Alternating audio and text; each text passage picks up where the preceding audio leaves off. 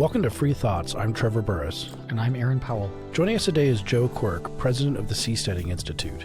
He is the co-author, along with Patrick Friedman, of Seasteading, How Floating Nations Will Restore the Environment, Enrich the Poor, Cure the Sick, and Liberate Humanity from Politicians. Welcome to Free Thoughts, Joe. Thanks for inviting me, guys. It's great to be with you. Now, it may be obvious from the term, but what is seasteading? Just to get off at point one here. Seasteading is homesteading the high sea, and the technology for building floating cities and floating communities on the ocean is at hand. And seasteaders want to make it happen sooner than otherwise because almost half the Earth's surface is unclaimed by any existing nation state. And seasteaders want to empower people to have basically startup nano nations on the ocean. That seems like a pretty bold move that sounds pretty science fiction, which I'm sure, as you say in the book consistently, the biggest question you usually get is, are you crazy? And so maybe that's the next question is like, are you crazy? Isn't the sea dangerous and volatile and barren? That'd be a good description of space, and yet people are taking going to Mars very seriously. And the thing about living on the ocean is that science fiction is science fact. We already have oil rigs, which are on the high seas and very high waves for decades at a time. We have cruise ships that are essentially self-governing floating cities. And seasteading is a way of combining these two technologies for permanent living on the sea, combining with the governance technology of a cruise ship. Buckminster Fuller designed a floating city and unveiled it way back in 1968. It was featured in Lyndon Johnson's White House, and people were taking very seriously the concept of floating cities. But the whole thing got derailed by the Cold War as people got distracted by the race to space to compete with the Russians. And guys like Elon Musk were young kids growing up reading science fiction about going to Mars and imagining that by the time they were grown up, we were all going to go to Mars. And then they grew up and realized it hadn't happened, and they're mad, and now they're trying to make it happen. But we're completely skipping the sea. And I like to tell people that we live on planet ocean. 2/3 of the Earth's surface is water.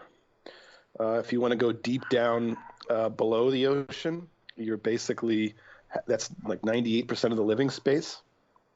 If you're interested in alien intelligence, we have cephalopods like cuttlefish that are highly alien intelligences. But most interesting to seasteaders is the chance to completely start over and to empower as many people as possible to start over. So we have 193 nation states governing 7.6 billion people. I live near Silicon Valley. Seasteading is sort of a Silicon Valley approach to the problem of governments sucking, which is basically if you think that solutions come from startups, and you think if you can create platforms whereby people can choose among different governance structures, and you could actually create a peaceful market of governance at sea and people could choose among them, you'd basically have a research and development department on the ocean for people to try different sort of governance ideas. And as long as people can choose among them voluntarily, we will unleash voluntary tiny societies on the ocean that can attach to each other, get bigger, break off from each other, go elsewhere. We'd essentially have variation by governments and selection by citizens, which seasteaders believe will unleash evolution in governance itself. And you can imagine libertarians are very attracted to this idea.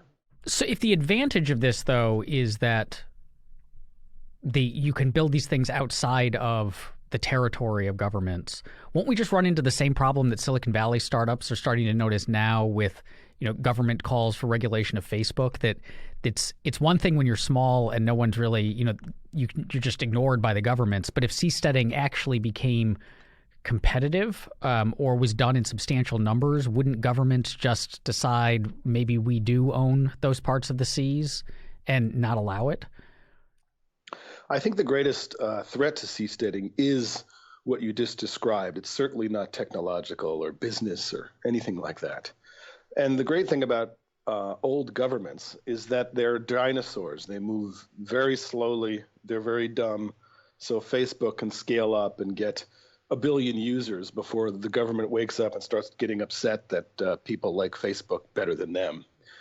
And when people worry about, governments worrying about seasteads and doing something about it, I just cite historical precedents. China doesn't invade Hong Kong because it's a blatant slap in the face of everything that communist China represented. It's this little defenseless flea that created all these free markets and created so much prosperity. It basically persuaded China to change its views. The Cayman Islands off the coast of the U.S. has no standing army, takes a very spiteful stance with regard to welcoming medical mavericks and financial innovators. And the U.S. doesn't invade it. They just sort of ignore it because it provides a surface. So I always think of if nation states are like sharks, if you're a seastead, you want to think like a cleaner fish. You want to provide a service that the nation state appreciates. I think it'll take so long before seasteads are actually some sort of threat to existing governments that seasteads have the power to scale up considerably. There's a really great precedent to show how little governments care about new floating societies that are very rebellious. So there was an abandoned sea fort known as Fort Ruffs off the coast of England. And it was outside the territorial jurisdiction of England at that time. And there were some pirate radio stations out there playing pirate radio that was basically not legal because the BBC only wanted to play rock and roll sometimes, but this was fulfilling people's desire to play music all the time. And this guy named Paddy Roy Bates basically sailed out there, kicked off the rivals, and declared himself a sovereign nation. And when the Royal Navy, a ship sort of strayed into what they claimed as their territorial waters, his son, Michael, basically fired a warning shot. And it's like, WTF, these guys are crazy. And so what happens? Did Britain try to invade? Did they swoop in and shoot these three crazy guys? No, they just sort of ignored it. And they kind of brought weapons charges against the Bates family. And a British judge ruled that, well, they're outside the territorial waters of Britain, so we don't have jurisdiction. And it kept getting crazier. Another pirate radio rival tried to invade and take the little 120-meter nation away from from Bates, and they captured him and imprisoned him. And then so a German diplomat went and negotiated with Bates as if he was a sovereign country. And then Bates said this, released the prisoner, but then said, aha, you've negotiated with me. That means you recognize me as an independent state. So you couldn't get more provocative than these guys. They've established a 3-generation dynasty on this silly little ugly sea fort. The territorial waters of England has since expanded to include Sealand, what's called the Principality of Sealand. But they remain a self-declared micronation. Britain has not done anything about it. They're just letting them do their crazy thing. And last I checked, they were claiming $600,000 US dollars GDP just from selling stamps and sponsoring a soccer team and offering dukedoms to people. So I hope. I'm involved with the first seasteading company now, and we're not going to be as provocative as that. We're not going to fire cannons at Navy ships. We're not going to capture people and imprison them. But if that crazy guy can establish his own little nation, and governments basically don't care, and he can actually make a profit. It's basically the ugliest, smallest nation in the world. I think that's a great precedent for what seasteads are capable of, and a great example of how little the old big governments don't care, because attacking a floating algae farm is basically going to be a PR nightmare. Now, there are, 195 nations? 193 nations right now. And they are competing with each other. And you can move. I mean, some of them are more restrictive than others, but you can move typically from one to another. And yet none of them, few, if any of them, are what libertarians would consider, market utopias, or the kind of place that that we imagine these seasteads might be. And so if among those nearly 200 nations, we haven't seen any of them embrace the kind of values that we would like to see, what makes us think that the seasteads would be any better? Well, the stampede of people like us racing to seastead to volunteer and get involved and make it happen. So I think a really cool way to look at this is through the lens of special economic zones. So we tend to think of nation states as being these great big things that control everybody inside them, but they're disintegrating from the bottom up. And so I mentioned Hong Kong earlier, the first interesting little special economic zone that just a random experiment that happened accidentally through historical caprice created so much wealth.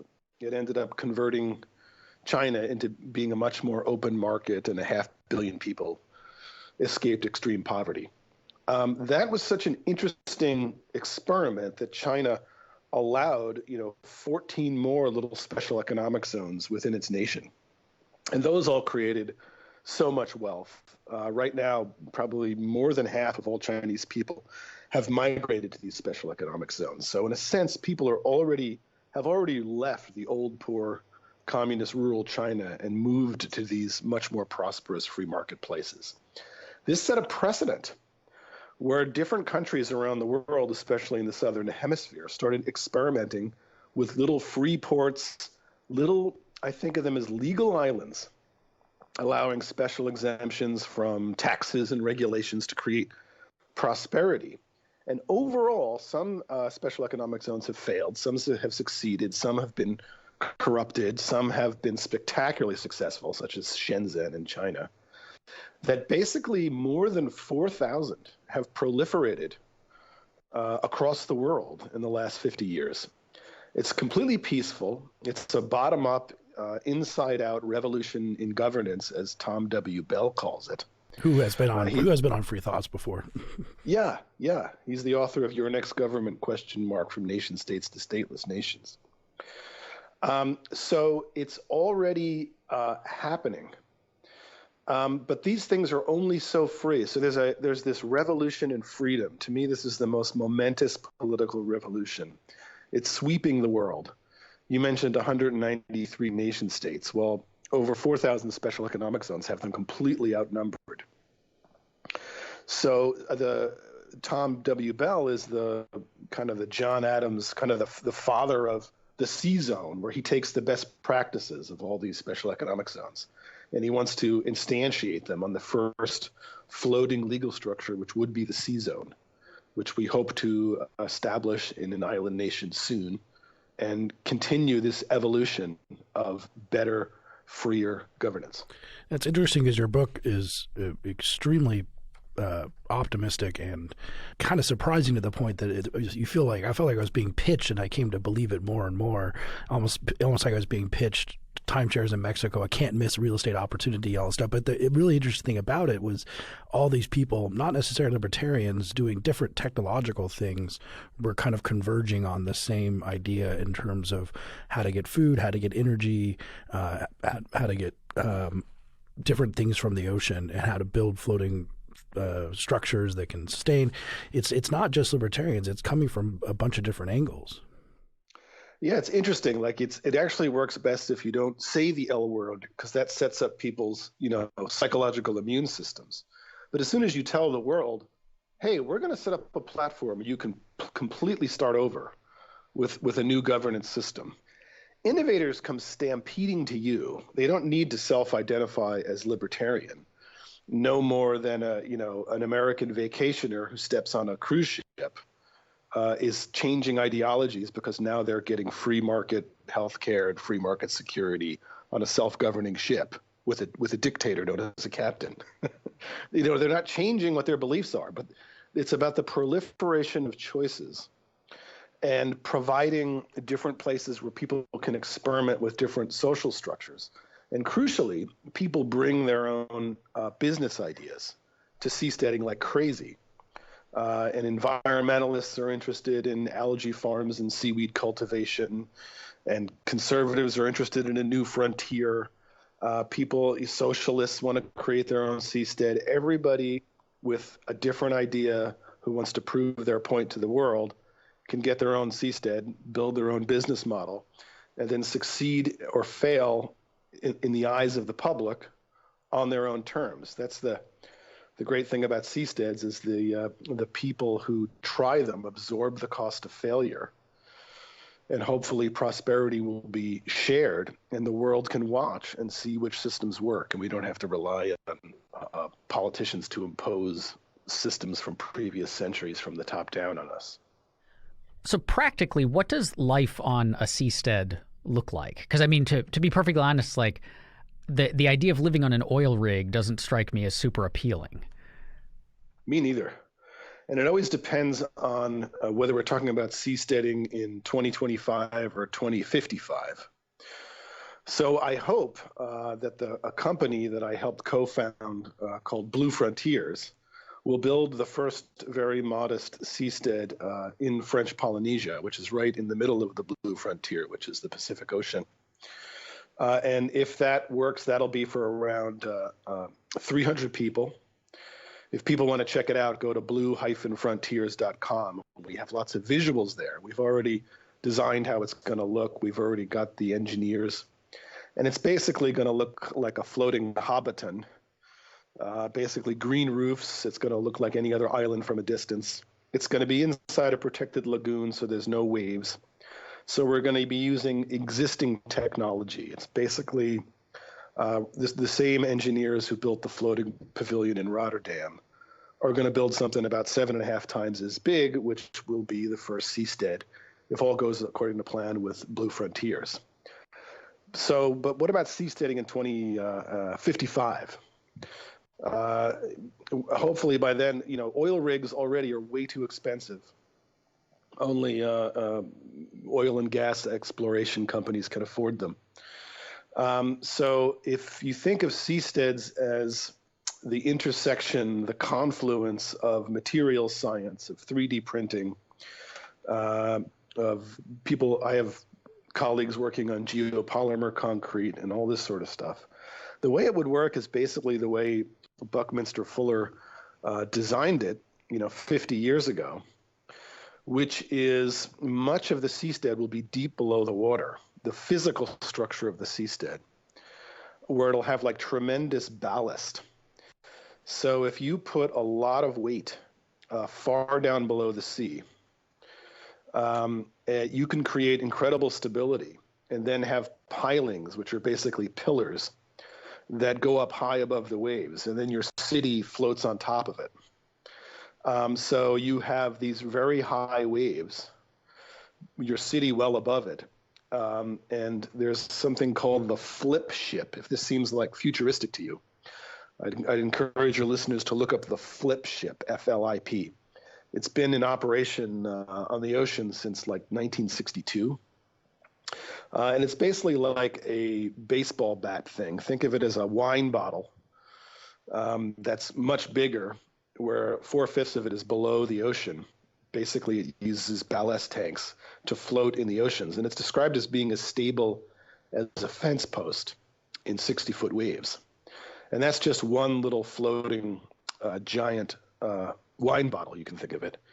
And Robert Ballard, discoverer of the Titanic and famous oceanographer, he's a seasteading fan. He's featured in the book, and he wants to take flips, put platforms on top of them high above the waves, and create stable structures on the sea.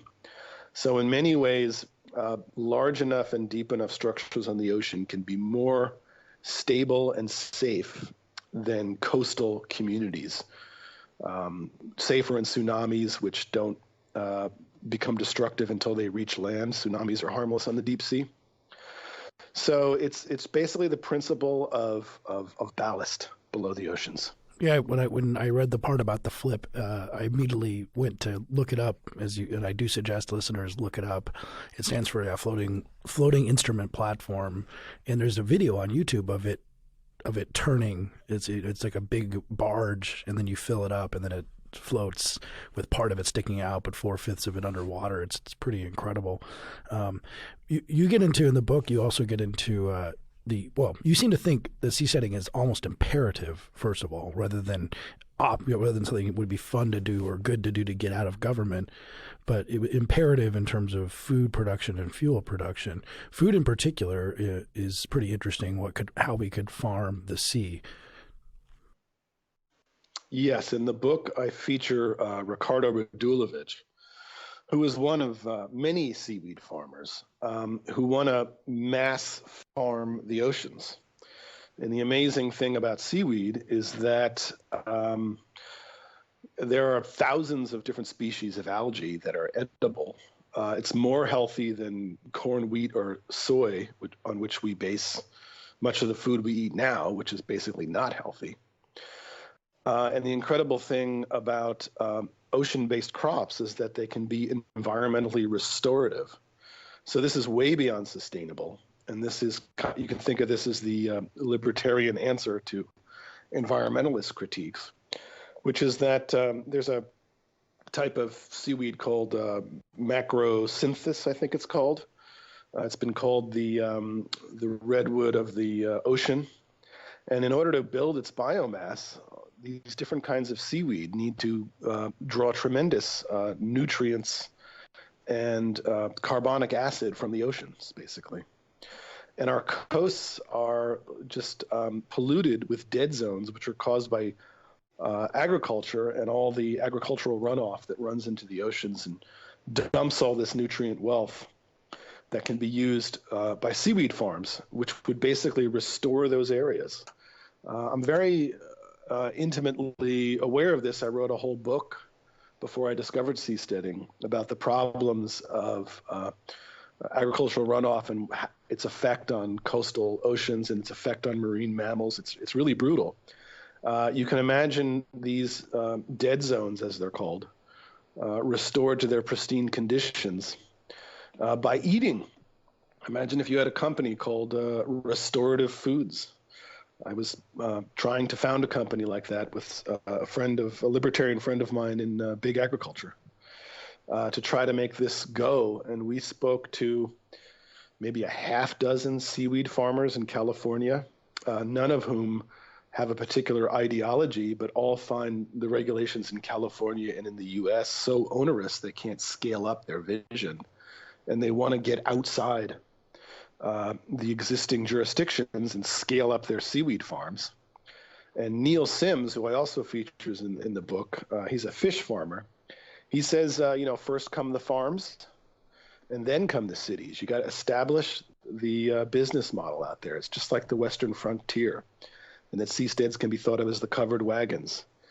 You get out there, you get your seaweed farm, you get some workers on there, you start hiring people, then the towns will come on their own. What's the economy of these things look like? I guess I'll start with just how much would it cost to live on one of these early or in development seasteads? So the first seastead in the early 2020s that will be established by Blue Frontiers will have to be competitive with beachfront property.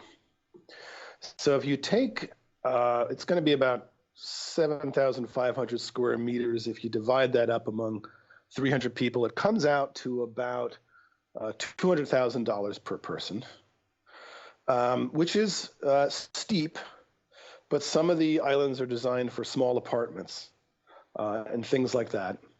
So it has to be, the only way the close to shore seasteads will compete economically is that they have to offer something that's less expensive than the land that's right on shore, especially the beachfront property.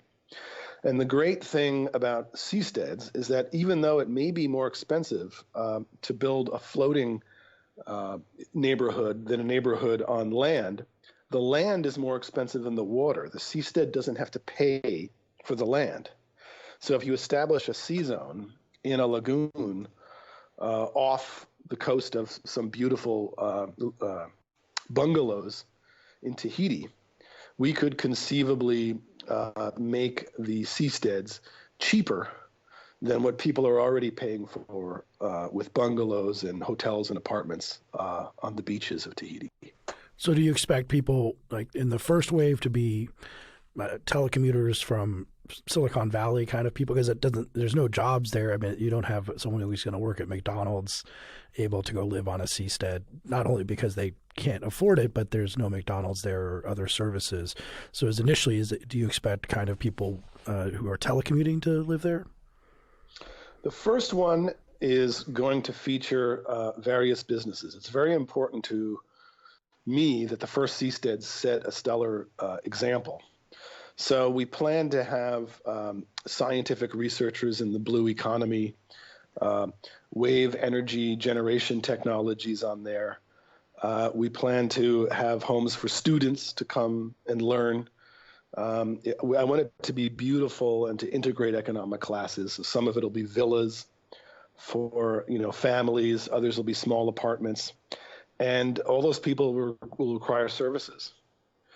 And so we hired an economic modeling firm known as MC, which gave a third-party estimate that by the time we're going to do these seasteads in 3 phases, and the first one succeeds, it's going to triple in size over about 10 years. And they made an independent assessment of the economic activity that will be created by this. When you consider ecotourism and potential underwater apartments where you can see through the aquarium walls at how floating seasteads can be environmentally restorative, and the commuting back and forth, it'll be a short ferry ride from shore, so people will probably work there and go back and forth. MC estimated that by the end of phase 3, when there'll probably be less than 1,000 people on there, the seastead will produce at least 760 direct jobs and a lot more indirect jobs when you consider entrepreneurship onshore to service the various people that will be coming out to visit this amazing floating island that looks like a real island. And that's not Blue Frontier's estimates. That's an independent third party. So once you're on the water, there's all sorts of things you can do better, like solar, for instance. Floating solar is about 20% more efficient than solar on land because you use the water to cool the solar panels. And the first seastead, the engineers who work with us plan to use that warmed water for the showers, for the dishwasher, for all that sort of stuff. So even just the sheer incubation hub and the center for excellence that will be concentrated on the seastead alone, I think will give work to all sorts of network effects, so that as people expand, anyone that wants a new jurisdiction where they could do something interesting, they will come to you. And probably the industry most beating on our doors is medical research and healthcare professionals who want to get outside existing systems and start regulatory startups. What does the governance system look like? Like, do the people who live there have an input into the laws and regulations on the seastead? Are there taxes or fees? Does it look like, being on a cruise ship, like that dictatorship that you mentioned earlier, or does it look more like a democratic nation state? Well, when it starts very small, it'll be under the jurisdiction of French Polynesia, which will also be under the jurisdiction of France, but we will negotiate considerable regulatory and administrative autonomy through the sea zone. And if French Polynesia signs into law our sea zone, it'll basically be no personal tax, no corporate tax. It'll be largely self-regulating. And we're committed to the decentralization of governance. The currency we're committed, the token of exchange we're committed to using is called Varyon, Varyon, which is sort of like a cryptocurrency that people are buying already. We're in pre-sale now to raise money for the Seastead. So it'll be radically decentralized, and people who own Varyon will have a say in some governance decisions. So the whole philosophy of seasteading and our approach to currency is the decentralization of power. So we want to take special economic zones to the next step in evolution, which is governance will be developed from the bottom up. I can get into more details on that. But the basic idea is that as long as people can create different societies voluntarily, go bankrupt if they don't work, and then other people can choose them voluntarily. And the crucial mechanism is that people can leave voluntarily. You could detach your miniature island, float away, and go somewhere else. So if you can decentralize the very ground beneath your feet, we'll develop governance from the bottom up. So the best way of governing ourselves, no one knows how to do it, but it waits to be discovered on the oceans, in my opinion.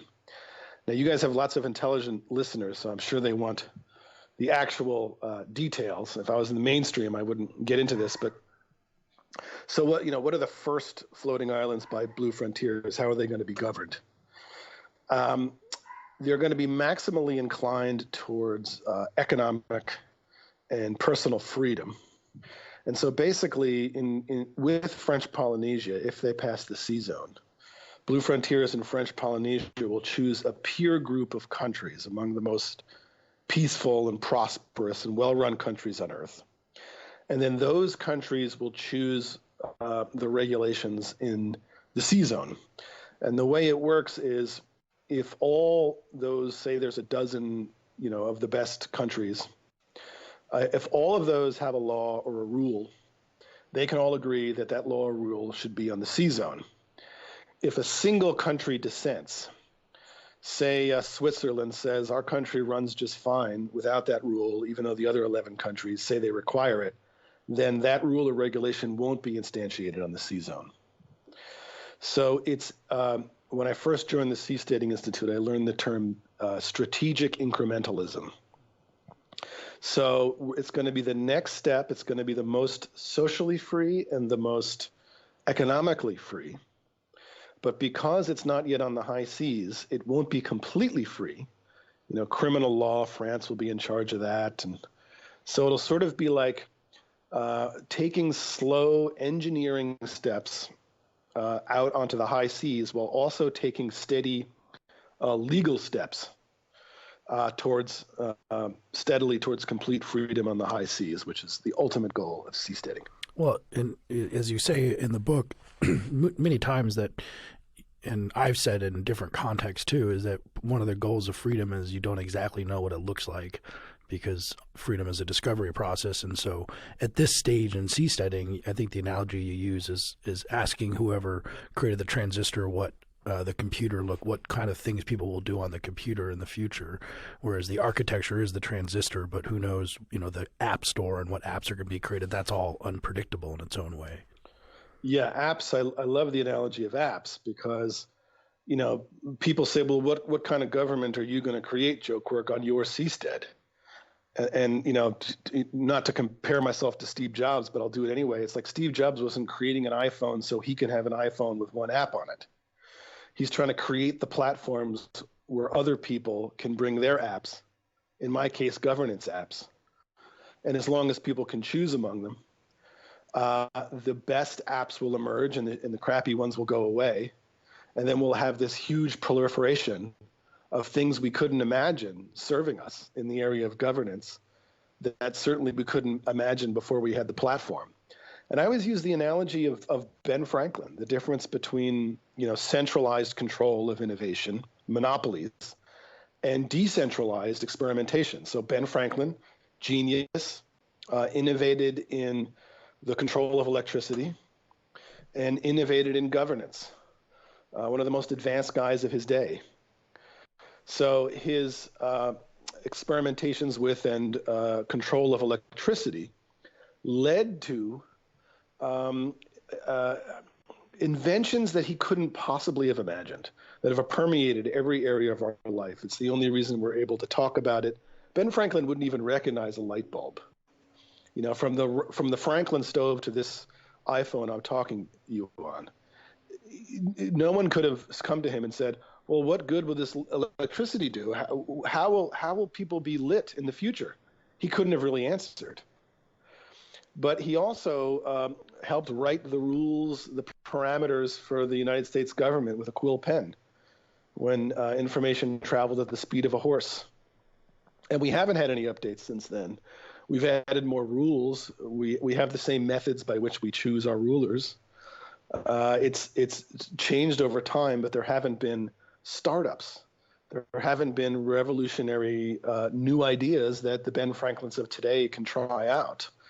And, you know, the North America at that time was basically a giant seastead where the smartest people in the world went and tried something new, and it worked so much better, it ended up converting the whole world. And, you know, I think of another story I like to tell is Steve Wozniak. I think of Steve Wozniak as a modern Ben Franklin. He worked at Hewlett-Packard. Hewlett-Packard was a big, monstrous company. Steve Wozniak was loyal to Hewlett-Packard. He loved working at Hewlett-Packard, and he designed the personal computer. And he pitched it to his superiors at Hewlett-Packard 5 separate times. They said no 5 separate times. And with great reluctance, he quit. And he went off and founded a company with Steve Jobs that Steve Jobs named Apple. And that design became the initial design for the personal computer. So if Steve Wozniak couldn't leave and try something else outside at his own risk, we wouldn't have had Apple. It wouldn't have happened. So to me, seasteading is a platform for the Wozniaks of governance. The internet and books are full of people with all sorts of ideas for how governance could work better.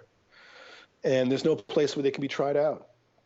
You know, my co-author on this book is Patri Friedman. He's the grandson of Milton Friedman. He's the son of David Friedman. I'm very persuaded by their ideas. I would like to have a place where those ideas can be tried and to see what emerges unpredictably. It'll certainly be better than whatever I can imagine, and whatever emerges among floating societies in 2035 will not resemble the ideologies we have now. It'll completely defy our limited little minds because we'll engage the global brain on behalf of innovating in governance the same way the global brain has innovated on behalf of technologies based on electricity. Now, if I've learned anything from you know, movies like The Perfect Storm or the crab fishing show, Deadliest Catch, that the sea is pretty dangerous and it has some pretty bad storms that come up. And you mentioned tsunamis, but even in this place in Tahiti, if it is modular to the point that you can actually detach one of them, if a typhoon comes, won't that almost just destroy the entire thing? The oceans are very dangerous, just as tornadoes on land are dangerous. And we should keep in mind that, you know, planes still fly and boats still sail the seas. So you want to start your seastead not in high wave conditions, preferably close to the equator where waters are warm and very low. The French Polynesia, especially the areas around where we're going to start seasteading, if French Polynesia approves, are some of the warmest and lowest, calmest waters on the ocean. And we'll start inside a protected lagoon, which is sort of a protected atoll, actually, which is like a natural wave breaker. It's like as the volcanoes slowly sink below the oceans over millions of years, they form these nice little rings. Where inside it's like turquoise and lovely and calm. And you can put your seastead right inside one of those. And French Polynesia has many, many, many atolls stretching over an area the size of Western Europe, which is what French Polynesia controls. But it's still a hurricane would disrupt that atoll to some extent, wouldn't it? Sure, but they don't get cyclones of that magnitude. We have to account, our engineers are Dutch, and they build things to account for the 1 in a 10,000 year storm. They're very proud of that. The big hurricanes that you see in other parts of the ocean don't really occur in this area. They do get the occasional cyclone, but the people who live on those islands and the boats that are there and the cruise ships that sail there all weather those things, and our first Seastead will too. And it's about being sort of tethered to the ocean inside an atoll, tethered to the seafloor inside an atoll, creating a kind of stability.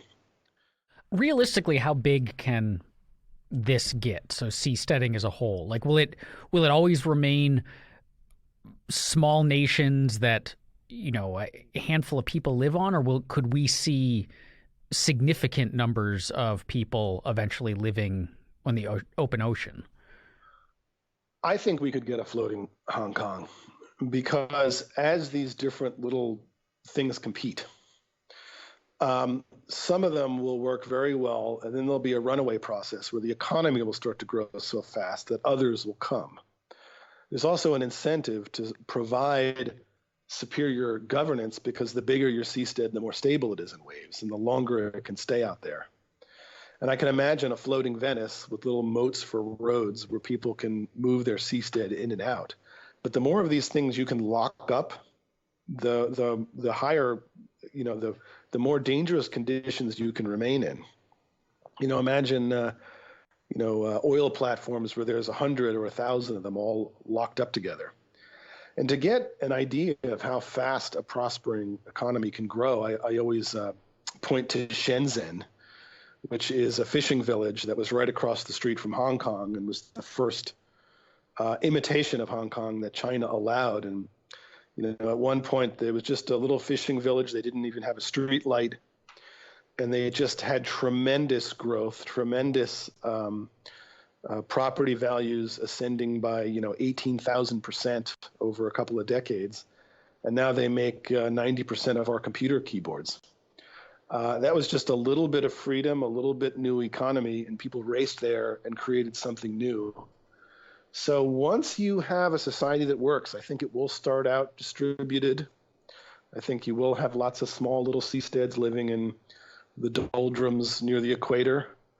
But the ones that succeed, I think, will attract more and more people. So I actually do think we could conceivably have cities with floating airports on the ocean, and our children will be flying to floating islands the same way they fly to the Cayman Islands and not think it's weird. You point out in the book that a lot of it is about business. It's not as much about governance and stuff. The latter part is, but about all these businesses that can be put onto the ocean, getting energy from the ocean and things like that. And that seems to be a really important component that, you could say, hey, do you want to live out on the ocean? And maybe some people you'll find at a Libertarian Party convention will say yes.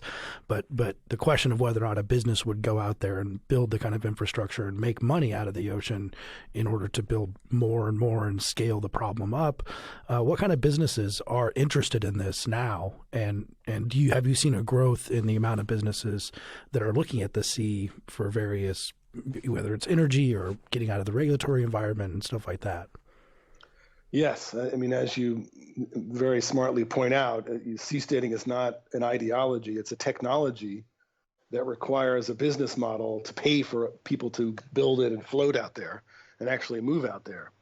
So the people most interested in us, and yes, there is a constant acceleration of people coming to us with their ideas about the type of business they'd like to float, the type of technology they could develop. So to run through them quickly, it's certainly algae farmers and seaweed farmers. It's absolutely medical researchers, including mainstream ones, who are like, even if I could move our experiments out onto a seastead for 6 months and then bring them back and go through the whole regulatory process of the FDA, that could save a major pharmaceutical company, $100 million. People in the industry have actually told me this. So, we'll build we build factories worth $1 billion just to produce one drug. We'll pay for a Seastead too. And certainly people working in materials science. One of the biggest business models is simply ecotourism and people wanting to be in an incubation hub where other people are working to be pioneers. There's people that want to sell flagging rights. I mean, if you just think about, if you had a cruise ship that never docked and floated out there permanently, and it could be its own nation, there's all sorts of ways to rethink how your business would work in a different sort of regulatory environment. And one of the big ones is definitely floating hospitals. Devi Shetty, who I feature in the book, who's Mother Teresa's former heart surgeon, he's been called the Henry Ford of heart surgery, offers, just a huge humanitarian, has just saved many, many lives with his low-cost heart surgery in India. He actually said in the Economic Times that the best place to have a hospital is floating offshore an existing American city. And given that he doesn't have that, he's already built a health city in the Cayman Islands. So businesses are already flying their employees down there to get their knee transplant while on vacation in the Cayman Islands because it's cheaper to do it that way with a butler and a concierge service than it is to have them get their knee replacement surgery in the U.S. So there's innovators trying to get outside the old regulatory structures in pretty much every business and industry you can name that you would need to build society from the ground up. And we can even do it from the water up. So you name it, somebody in that industry is reaching out to us, and they tend to be the most innovative and entrepreneurial sorts. As I mentioned, you are very optimistic throughout the whole book, and we often ask our guests if they're optimistic because we have guests who have apocalyptic predictions about various things, but you seem optimistic. So is that accurate? Do you think that would you be surprised if by 2050 there wasn't some substantial seasteading presence in the world? Well, I like to think that I'm not an optimist. I like to think that I look at the evidence and do my best to determine what's most likely. And I'm very influenced by Matt Ridley, who wrote The Rational Optimist. Incidentally, he blurbed the Seasteading book. I'm very proud of that. And, his book is very much about, just look at the evidence. Does it say that the apocalypse is coming? Or does it say that things are trucking along okay? Or does the evidence suggest that things are spectacularly getting better in pretty much every measure of well-being we can measure globally? And surprise, surprise, it defies human intuitions. Everything is getting much, much better in most areas. I'm interested in seasteading and the startup societies movement, because I think governance is the most important service, and it's the thing that's getting worse and worse and worse. And I don't think humanity can survive unless we solve that problem. But I'm also influenced by Nassim Taleb, which is you can look at all the trends and say it's all getting spectacularly better. But the thing that could set us back is a black swan. It's something you and I are not going to talk about. Just like the solutions are beyond our imaginings, the thing that could completely screw us up is something we're not talking about. Who knows? Some cloud of methane gas below the Earth's crust. There could be an earthquake, and it could be released, and we'd all be, wiped out, and none of us were worried about it. So all the trends suggest that we have a lot to be positive about. The trends in governance and fiat currencies, I think, are very negative. But I think blockchain tech and seasteading and startup societies could be solving that problem. I think it's looking up. I think our children and grandchildren will be much wealthier than the wealthiest people today. But there could be some black swan that comes out of nowhere and screws up everything. So I hope I'm an optimist because the evidence suggests I should be an optimist. Thanks for listening. Free Thoughts is produced by Tess Terrible. If you enjoy Free Thoughts, please rate and review us on iTunes. To learn more, visit us on the web at www.libertarianism.org.